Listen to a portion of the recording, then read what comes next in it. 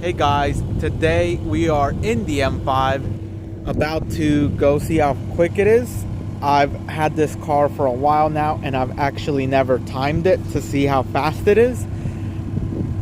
Supposedly from factory it does 0 to 60 in about 4.5 seconds.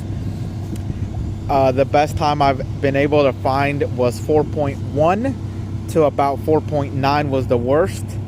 And quarter miles, the best I've seen is a low 12, but most of them seem to be a mid 12, about a 12.3 to a 12.5 in a quarter mile. So let's see what it does. Now my car is basically bone stock. The only thing it does is it does have a 2B muffler and a resonator and catalytic. Maybe it gives me an extra 5 horsepower. Usually those aren't restrictive. It's usually the primary cats. But yeah, let's go and see how fast it is. And I am running the Extreme Contact Sport with some decent tread wear. So hopefully we can get at least a decent launch. Hopefully get into the 12s. But let's go find and see what happens.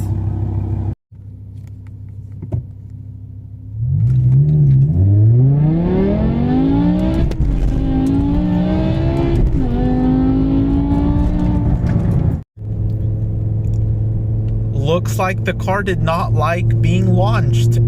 This is three launches later. It decided it was no longer happy with doing that. So we are going to go take it back to the house, run some code, see what happened. Not sure what happened. It was driving fine and then it's just not fine anymore. So not the video I was attempting to make, but you know, we're just gonna roll with it and see what happened to it. The parts have arrived to fix the M5. If I didn't in the last section of the video, because it's been a couple days, don't actually remember what I filmed, but I tried to see how fast the M5 could go in a quarter mile and I broke it. So I looked into the codes. It's a 00CDBE code. Looked it up. Basically, it's the idle actuators, which makes sense because the car does have a rough idle, which is throwing it in limp mode. So 4,000 RPM max you can't go very full throttle. It limits the throttle a lot. But I have ordered the parts. They've come in. So let's throw them on there and I'll show the results, how quick I got it to go in the quarter mile. I only got about 2 runs in before it broke, and I'm not doing it again because I don't want it to break anymore. So what I got, that's as quick as it's ever gonna go. But let's go ahead and start the install. This is what a idle actuator looks like. So I actually got a really good deal on a good used one, because these are quite expensive. They're about $800 each. The car has 2. Working on a little side project right now, not related to cars, so I just needed to save some money. This is a used one, tested. Got this one for about 200 bucks. Then you will need 2 different gaskets, which I will leave part numbers down below.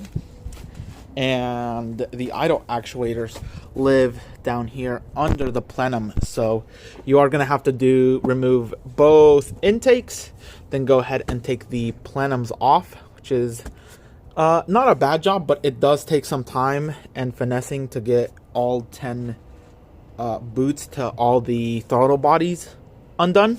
But it's not terrible, just takes a while. So let's go ahead and get that started.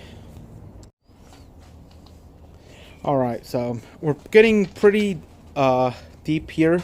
So the air intake's super easy to get off. Just 1 bolt here. Unclip this. Undo the little clamp. Pops off. Super easy. Over here, same thing. You just have to make sure to unhook that. Those were super easy. The plastics over there, same. So these are a little bit trickier to do, because each one has a little thing right here you have to undo.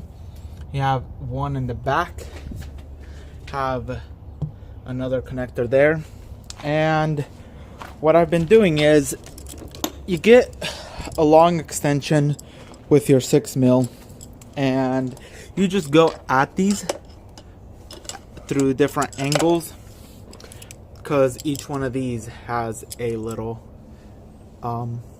bolt you need to untighten. And once you do that, then you can go ahead and lift these out of the way. So you can see these are what you need to untighten. Let's see if I can get a better.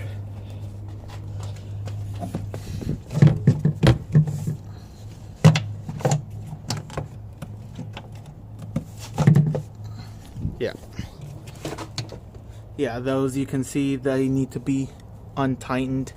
And oh, forgot about that other one. That bolt right there. Yeah, almost forgot about that one. But as soon as that's out, should be ready and almost ready to install the idle actuator. Alright, so far I have disconnected. I took off the right hose, and now I have disconnected these bolts right here, so I can just lift this up just enough that I think I can get to those bolts right, let's see, right in there.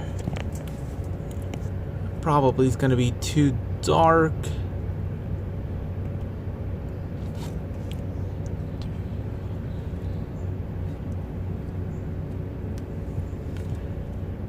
Yeah, oh yeah, you can see that one right there.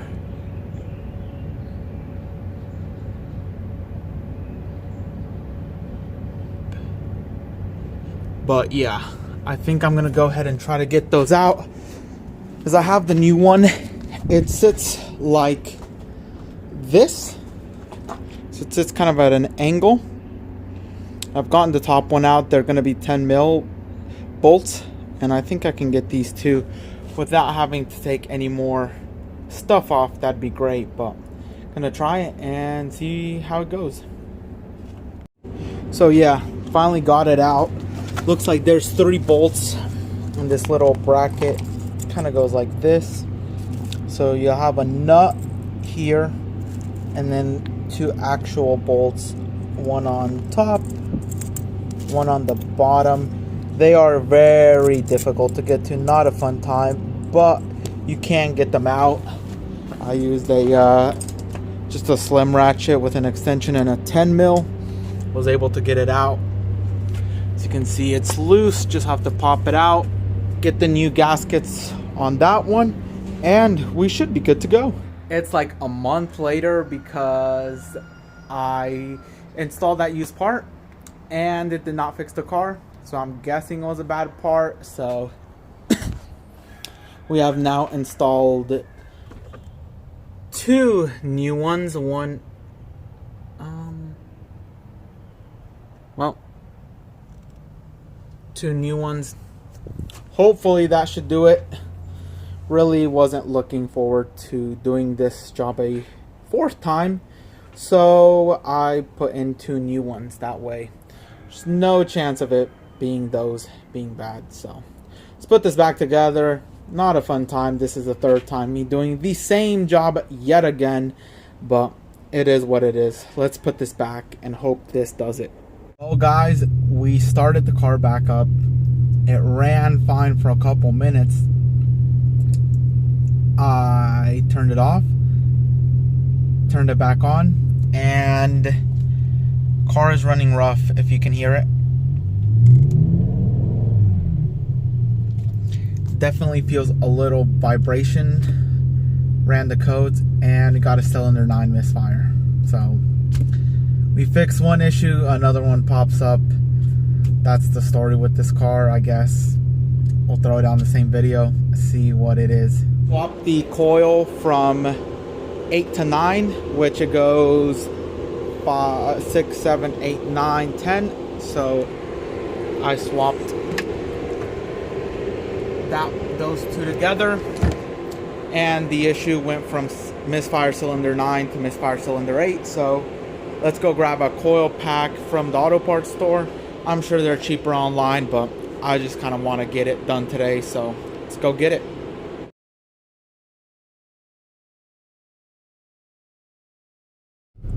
After swapping out the coil pack, the car is all good, and as it just showed in the results, the car ran like a 12.6, I believe, in the quarter mile, which I think that's pretty good.